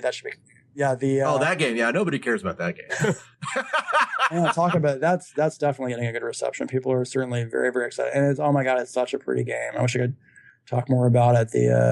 A lot of the stuff I'm involved with is story, so we usually we can't talk too much about it. But we do. I don't know when the podcast is going to hit, but we're actually doing another showing of the Pillars of Eternity gameplay footage. I think at PAX East. The Saturday at PAX East, and we're going to show some new locations and some companion stuff, and it should be pretty cool. Yeah, this will probably go up after that, because I think that's just a week and a half away from when we're recording. So if you saw it at PAX East, I hope you enjoyed it. Certainly out there in the interwebs. And we'll find links to it and post them in the show notes. But thanks, Daryl. Have you heard anything about Fallout 4? So Fallout 4 is a question that I get asked about a lot. I don't know anything about it. I would be surprised if the franchise did not continue. It certainly seems to have done very well for Bethesda, and it's a franchise dearly loved by developers and fans. So my opinion would be that it's just simply a matter of time, and I certainly hope they take all the time that they want and need to deliver something cool, because I think they will. I totally agree. Take your time, guys. Come out with something awesome. Those of us who are, huge video game fans have all seen what happens when you rush something out. Yeah, and that's a good chunk of your life to put into a game that. Yep. Yeah, it's just not worth it. Now, there's obviously Nuka Break. We talked about that before. But if you're still a Fallout fan and you want to look at some other things that are out there for Fallout, besides Nuka Break and besides these games that we've talked about, what else is out there, Chris? There's a lot of really cool mod communities. There always was a good mod base around many of Bethesda's games, usually because they make the tool set available to the public, which I think is pretty smart. It requires a lot more resources to do that, but I think the rewards you get for it is pretty great. So there's the Nexus mod community is one. One of my friends, Christopher Means, is heading up a mod project called Fallout Lone Star. And that takes place in the heart of Texas, but the universe. And he and I correspond on design doc critiques, and I try and share all the mistakes that I made and give whatever little Fallout knowledge I can. But he's got an amazing concept artist. He was able to assemble a team, and granted, a mod team kind of fluctuates from depending on what people's schedules are, or if people graduate or move away, or just simply to get other responsibilities, but the amount of content they've generated for it, I was actually pretty impressed by. And anyone out there looking to break into the game industry, one of the best things you can do is take a mod tool set from a company you want to work for, and then make content for it. And that helps you in the interview, that helps you know all the pipelines and processes, and that'll help you get a leg up on other applicants that haven't delved quite so deeply. So, Chris, what are your final thoughts on Van Buren, on both the PNP and the video game version thereof? Well, so I spent 3 years developing all that content for Van Buren, and a good chunk of it went away or was unrealized or either mutated, or a small percentage went into New Vegas. I still don't regret it. I think that there were still a lot of positive design experiences I took away from it. I do wish we could have done more with it. I just wish the surrounding infrastructure to support the game could have been more solid, and it would have been nice to see what would have been realized. But I think the pen and paper experiment was really good, but that might have been because Fallout was going to be turn-based and because we had the time to do it. Right. And I think that's the big challenge of it. Well, the PNP is actually spread out pretty far onto the internet, so you can go look and find I'm looking at a wiki of it right now, as a matter of fact, which we'll put a link to in the Fallout in the show notes for this episode. But they have like their own Nukipedia and things like that. It's just awesome. Some guy called Jason Michael. Do you know him? So Ross, I have to tell you one debilitating condition of my stealth boy use is that my mental Rolodex is disintegrated, and I can recognize faces and I know the personalities behind them, but I have so much trouble recalling people's names that I feel bad. I almost wish that there was an interface design that would cause like title and name to appear above people's heads, like when you like an MMO. That would be fantastic. And I'm like, oh, thank God I can remember this person's name. Well, this guy's name is Jason Michael, and he is well known for making this fan-made version of the Fallout pen and paper RPG. According to the wiki, he was contracted by a company to write an official Fallout pen and paper one, but very cool. But legal issues unfortunately rose up between Bethesda and the company, and it was canceled. But this guy's worked on All Flesh Must Be Eaten for Eden. All right. Yeah, and did some work for WizKids on some things. But it's just interesting that this guy, has created this thing now, PNP. You could find it anywhere on the web. If you do a web search for Fallout PNP, well, and I do want to point think out it's exciting. The game that you're looking at is actually different than the one Chris has been talking about. This is I know okay. that. I'm just saying. I'm pointing out that there is one. Okay, and it's based on the D20 Modern Open Gaming License, so it's going to have familiar rules to you. If you're that's what I'm saying. Is like it's not. This is not the game we're talking about, but it is a version of Fallout pen and paper. I was kind of speaking in the general idea that there is a role playing game in which you can play in the Fallout universe. Okay. I was just want to make sure we were clear on that. Okay, but yeah, this is the game that ended up evolving into something called Exodus. Whenever they lost the rights to the Fallout, they basically ported it over to their own world. Now, what I think is interesting is, if I'm understanding Chris correctly, when he was doing the Van Buren one, the adventuring paradigm was that everyone was basically vault dwellers who were, trying to get along in the wasteland despite all the other factions that were getting in the way. Is that basically true? In some respects, go ahead. What is the adventuring paradigm? Okay, so the adventuring paradigm here is, one mechanic we had was there would be people in your cell block, and you could choose to free some of them, or some might not escape. Totally up to you at the beginning, but you make choices. Like half your cell block could die. Okay. Now, all of those people are different quest seeds that pop up later on once they scatter outside the prison. Right, but you're still a vault dweller, right? No. Okay. The trick was they all get vault suits. And they're all going to be vaulted. I get it. But problems have occurred. Okay. But ultimately, all the prisoners don't necessarily like each other. And in fact, a lot of the immediate nemesises that we got in the pen and paper game were just because people in the cell block hated each other. At which point they start hunting each other down. And then that becomes battle royale in that sense because, when you have the world's best, knife fighter going after a bunch of unarmed guys, suddenly he starts butchering them for their Pip Boys and, taking all their gear and loot and moving on. But the idea was that we wanted that immediate reactivity. We're like, hey, well, you may not get these 3 NPCs. What if you met a guy who had made a suit out of Pip Boys? Can you do that? You could. That'd be creepy. I know. See, now I'm lost in the thought. See, because you could talk in other people's voices and stuff. It'd actually be really freaky. You could sync all the screens so they could maybe camouflage you. I don't know. It'd be weird. It'd be so weird.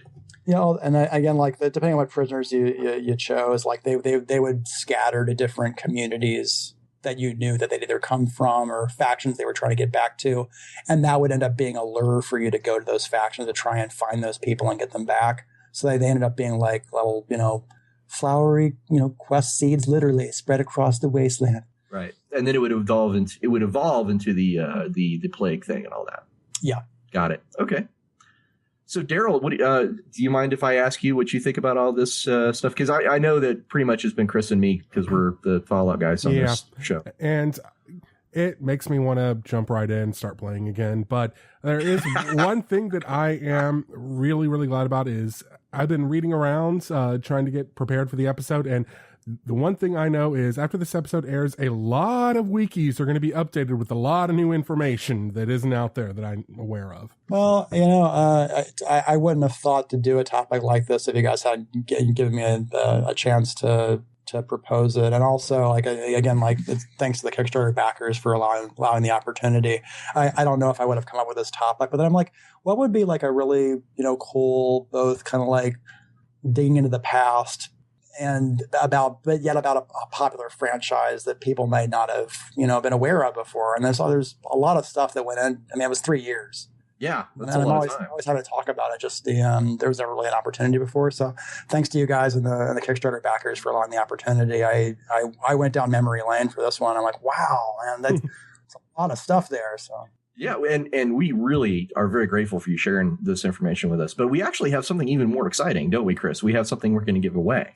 Oh, we do. So I was talking with Ross and Daryl, and what we would like to do is I would love to share memorabilia from those early Van Buren pen and paper games. So I have signed versions of for example, the first aid cards, the pip points, the doctor cards, and I will be more than happy to have Ross and Daryl disseminate those as they will for whatever they feel is a challenge or they feel is most deserving. Maybe they want a battle royale themselves. I don't know. Whatever you guys wish. I would be happy to provide them and mail them to whoever wins your contest of strength. I think we're going to have to come up with a cool contest, aren't we, Daryl? Oh, yeah. All right. That's definitely worthy of something. Yeah. We need to come up with something really good for this one. That is amazing. Chris, you've been an awesome host, and thank you so much for coming on our show, talking about this amazing topic, giving out all this great information. I know I learned quite a bit, actually, just listening to you talk about what you went through these 3 years, working on this game. And holy crap, I mean, it's really eye-opening. Well, Rosto, again, thanks for having me on this show, and I really appreciate the opportunity to host. And just like last time, I had a blast. So thank you guys very much. And thanks again to the Kickstarter backers for allowing the opportunity. It's really them who made it possible. Yes, it is. Okay. Anything else before we close it up, Chris? I think I have said as much as I can squeeze from my tiny monkey brain. So I was just happy to be able to talk about pen and paper campaigns, because I know that when I hear it from Gather Game Masters, it's not always the most pleasant of experiences. But maybe the fact that it was in the Fallout franchise makes it, and the fact that it actually got into other games might make it more appealing to people tired of Game Master stories. Oh my God, I've got to get you in one of my convention games, because I ran the D&D cartoon in D&D 5th edition. Oh yeah, where they were all characters from the 1981-1983 cartoon. It was awesome. We had a blast. They fought Venger. They rescued Uni. They learned a life lesson. They gave up a chance to go home. It was just like an episode of the show. That D&D show, that episode where they decide to tell the dungeon master to go F off, and then they go after Venger. The Dragon's Graveyard was one of the best episodes I think I've seen as a kid on TV. I'm like, hey, wait a minute. The formula is not being followed. And they're also kicking Venger's ass. I was like, oh my God, this is so good. Yeah, Dragon's Graveyard. That is a brilliant episode. All right, guys. Well, that's pretty much all of our time, Chris. So do you want to give the traditional closing? Well, this has been an exciting episode of the Gamers Tavern, brought to you by our co-hosts, Ross and Daryl. And from the Kickstarter again, thank you very much. And it was my pleasure to be able to talk about Fallout Van Buren, a project that was very near and dear to my heart. Thank you, Chris. Thank you. And Daryl. And Thank you, everybody, all listeners. And that's our show. That's Chris's show, I should say. So, you want to get your hands on some of the only copies of this pen and paper RPG designed by Chris Avellone? Well, here is how you do it. Come up with your best Fallout-related haiku. Remember, it doesn't have to rhyme, but it must have 5 syllables in the first stavza, 7 in the second, and 5 in the third. Next, take that haiku and put it in an email to contest@gamerstavern.org with the subject line, Nuka Break. Third, include your name and mailing address in that email.